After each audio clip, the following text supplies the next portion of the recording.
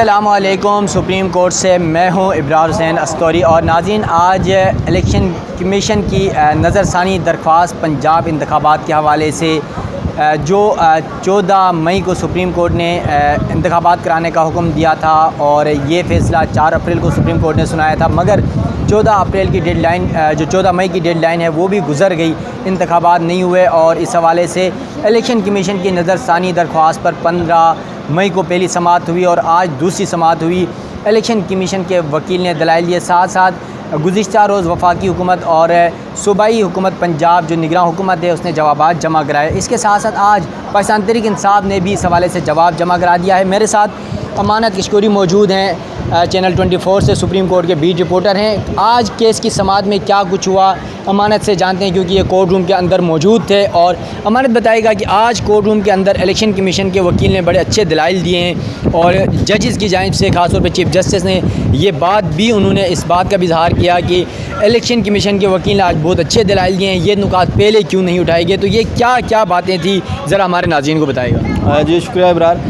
सबसे पहले तो जब केस की समाअत का आगाज़ हुआ तो इलेक्शन कमीशन के वकील सजील सवाती रोस्टम पर आए और उनका जो मेन पॉइंट था जिसको लेके वो आगे बढ़े, उनका ये नुक्ता था कि जो नज़रसानी का स्कोप होता है, जो नज़रसानी दरख्वास्त का जो दायरा अख्तियार है, जो दायरा समाअत है, वो महदूद नहीं है। क्योंकि इससे कबल जितने भी केसेस हुए उसमें सुप्रीम कोर्ट भी ये बार बार कहती रही है कि आप नज़रसानी में केस के मेरिट्स पर बात नहीं कर सकते, केस को दोबारा से शुरू नहीं किया जा सकता, सिर्फ लिमिटेड पॉइंट्स होते हैं महदूद से कि अगर कोई नकाइस हैं फ़ैसले के अंदर तो वो दूर है। लेकिन आज इलेक्शन कमीशन के वकील ने कहा कि नज़रसानी जो है इसका मतलब ये है कि आप दोबारा जो मरकज़ी अपील होती है, जिस तरह एक अपील दायर होती है सुप्रीम कोर्ट में, आप उस तरह उसको सुन सकते हो। जब उनसे जजेज़ ने इस हवाले से कोई अदालती फ़ैसलों की नज़ीरें मांगी या कोई हवाला मांगा कानून से, तो उनका कहना था कि आइन और कानून जो है वो खामोश है, क्योंकि उसमें इस बात की वजाहत नहीं की गई। क्योंकि आर्टिकल 184(3 जो है जो सुप्रीम कोर्ट को पावर देता है आज खुद नोटिस लेने की और बुनियादी हकूक़ से मुतल्लिक़, और जो सुप्रीम कोर्ट का जो अपेलेट जुरिस्डिक्शन है, जो उसमें वो सुप्रीम कोर्ट किसी भी कोर्ट से केस मंगवा कर उसका जायज़ा ले सकती है, तो उसमें भी सजील सवाती का कहना था कि उसमें भी अपील का हक़ नहीं है। तो ये चीज़ें वाज़ेह होनी चाहिए। और उनका कहना था कि स्कोप जो है नज़रसानी का भी वैसा है। उनके कहने का मतलब ये था कि आप इस केस को दोबारा सुने और इलेक्शन का जो फ़ैसला दिया गया है वो वापस लिया जाए। चूँकि रिव्यू में पूरा फ़ैसला वापस नहीं होता, उसमें नकाइस बताए जाते हैं, तो इसलिए वो स्कोप के बारे में आज इलेक्शन कमीशन के वकील ने बात की कि सुप्रीम कोर्ट अपना फ़ैसला वापस ले सकती है और नज़रसानी का जो स्कोप है वो महदूद नहीं है। लेकिन जैसे मुनीब अख्तर ने उसमें अच्छे सवालात उनसे किए कि आप किस तरह ये बात कर रहे हैं कि रिव्यू जो है वो उसका स्कोप महदूद नहीं है, तो इसका मतलब है कि हम ये केस फिर दोबारा से शुरू कर दें, फिर दोबारा हम केस को सुनना शुरू कर दें, तमाम जो लॉयर वकील हैं उनके हम दलाइल दोबारा सुनना शुरू कर दें। जिस पर इलेक्शन कमीशन के वकील ने भारतीय सुप्रीम कोर्ट का भी हवाला दिया। उनका ये कहना था कि भारतीय सुप्रीम कोर्ट में भी 9 मेंबर बेंच था उनका, जिन्होंने ये फ़ैसला दिया था कि जो नज़रसानी का स्कोप होता है, जो दायरा अख्तियार समाअत होता है, वो महदूद नहीं होता, तो उसको भी उतनी ही अहमियत देनी चाहिए जितना कि एक किसी केस में मरकज़ी अपील में होती है। लेकिन चीफ़ साहब ने भी वही बात की जो आपने शुरू में कहा कि चीफ साहब ने भी वही रिमार्क्स दिए कि आज आप बड़े अहम नुकात उठा रहे हैं और ये बातें जो हैं ये पहले उठानी चाहिए थी जब ये मरकज़ी केस चल रहा था इंतखाबात का। लेकिन चीफ साहब ने कहा कि फिर भी हमें खुशी हुई है कि वफाक और पंजाब ने जो जवाब जमा कराया है उससे ये लग रहा है कि अब हुकूमत जो है वो इसमें संजीदा है इस केस में। क्योंकि पहले तो एतराज़ ही सिर्फ उठाए गए, 4-3 के फ़ैसले पर एतराज़ उठाया गया, जजेस पर एतराज़ उठाया गया। तो चीफ साहब ने कहा कि ये खुशाइंद है कि हुकूमत जो है अब संजीदा ले रही है इस केस को, तो हम मज़ीद इस पर दलाइल सुनेंगे और नज़रसानी का जो स्कोप है उसको भी हम मज़ीद सुनेंगे। तो कल दोबारा फिर इसकी हेयरिंग है तो दोबारा फिर इस पर दलाइल होंगे। अच्छा अमानत, आज ये तो केस के समाअत का अहवाल था, साथ साथ ये भी बता दीजिएगा कि जिस तरह गुज़िश्ता रोज़ हमने देखा वफाक ने जवाब जमा कराया, साथ साथ सूबाई निगरान पंजाब हुकूमत ने जवाब जमा कराया और आज पाकिस्तान तहरीक इंसाफ के जो वकील हैं अली ज़फ़र ने भी PTI की तरफ से जवाब जमा कराया। तो इन जवाबात में क्या पॉइंट्स उठाए गए हैं और क्या मौक़िफ़ इख्तियार किया गया? जी वफाक और पंजाब ने जो गुज़िश्ता रोज़ जवाब जमा कराया था उनमें तो उनका जो नुक्ता था वो सेम ही था। वो ये कह रहे थे कि इंतखाबात जो हैं वो मुमकिन नहीं है क्योंकि सिक्योरिटी की सूरत हाल है पंजाब में। 9 मई के बाद जितने वाक़यात हुए इमरान खान की गिरफ़्तारी के बाद वो भी उन्होंने बताया।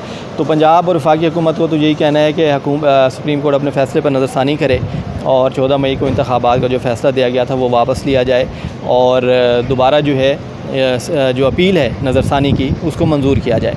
जबकि आज तहरीक इंसाफ ने जो जवाब जमा कराया है उसमें उनका मेन वही नुक्ता है कि जो वफाक और पंजाब हुकूमत चाह रही हैं वो गैर कानूनी अमल है, क्योंकि आइन जो है वो 90 रोज़ में इंतखाबात का कहता है, और अगर 90 रोज़ में इंतखाबात नहीं हुए तो उसको कवर सुप्रीम कोर्ट ने दिया है।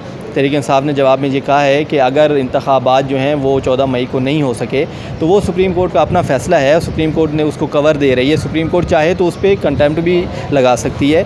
और तहरीक इंसाफ का यही कहना था कि आइन में या कानून में कहीं ये नहीं लिखा कि पूरे मुल्क में एक साथ इंतखाबात होने चाहिए, क्योंकि असम्बलियाँ जो हैं वो किसी भी वक्त तहलील हो सकती हैं, तो इंतखाबात पूरे मुल्क में एक साथ कराना लाजमी नहीं है। ये अहम नुक्ता था तहरीक इंसाफ के जवाब में कि पूरे मुल्क में जो इंतखाबात की बात हो रही है हुकूमत की जानिब से कि एक साथ होने चाहिए, जिससे सिक्योरिटी के मसाइल भी हल हो जाएंगे और जो ख़र्चा है इलेक्शन पे वो भी कम आएगा, और जो हालात हैं अभी मुल्क के सियासी उनमें भी थोड़ा ठहराव आएगा।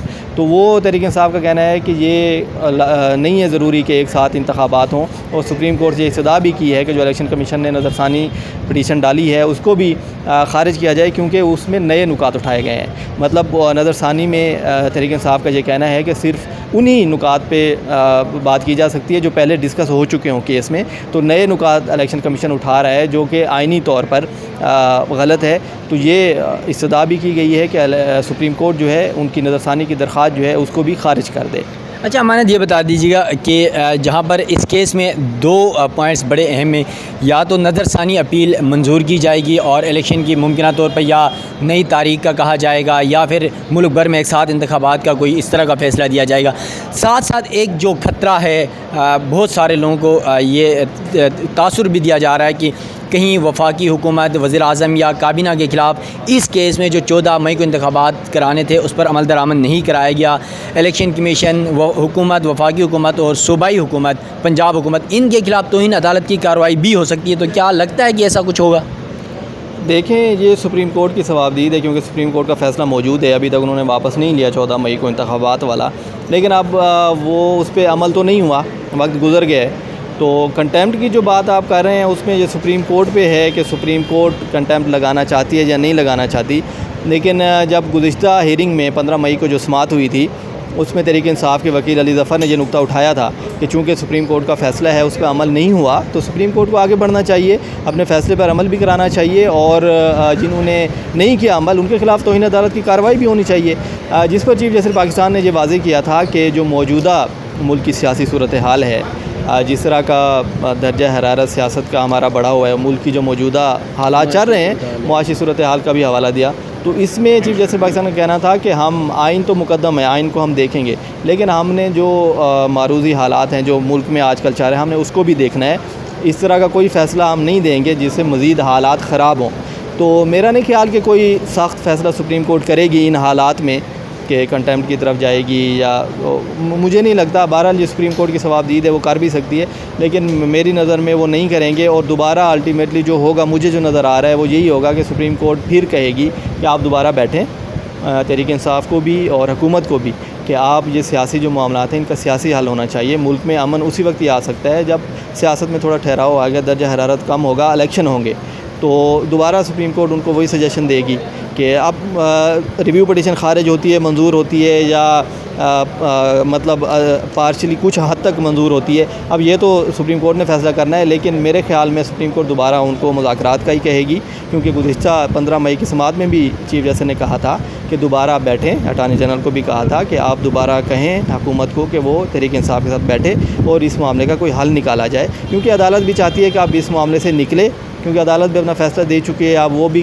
किसी तरफ तो जाना है, तो अदालत भी चाहती है अफ़ाम व तफ़हीम के साथ सारे मामलात हों, और सियासी लोग भी जो है आपस में मुज़ाकरात करके इस मसले का हल निकालें, और अदालत भी इस मामले से अलग हो जाए। शुक्रिया अमानत, आपने बता दिया हमारे नाज़रीन को कि अदालत समझती है इस केस में कि सियासी जमातें अफ़ाम व तफ़हीम के ज़रिए इस सियासी, माशी और जो सिक्योरिटी के मुल्क में सूरत हाल है उसको मद्देनज़र रखते हुए इंतखाबात के मामले पर संजीदगी का मुज़ाहरा करेगी। साथ साथ सुप्रीम कोर्ट में अब जो समाअत है वो कल दोबारा होगी, और 12:15 का टाइम दिया गया है कमरे नंबर 1 में, जिसमें जस्टिस चीफ जस्टिस के साथ जस्टिस मुनीब अख्तर और जस्टिस एजाज़ उल हसन शामिल हैं। ये 3 जजेस जिन्होंने पंजाब इंतखाबात के लिए 4 अप्रैल को फ़ैसला सुनाया था और ये कहा था कि 14 मई को इंतखाबात कराए जाएंगे। ताहम उस पर अमल दरामद तो नहीं हो सका। अब इलेक्शन कमीशन की जो नज़रसानी अपील है उस पर समातें जारी हैं। इस हवाले से मज़ीद जो भी डेवलपमेंट होगी उस हवाले से भी आप नाज़रीन को आगाह करते रहेंगे। तब तक के लिए दीजिएगा इजाज़त। अल्लाह हाफ़िज़।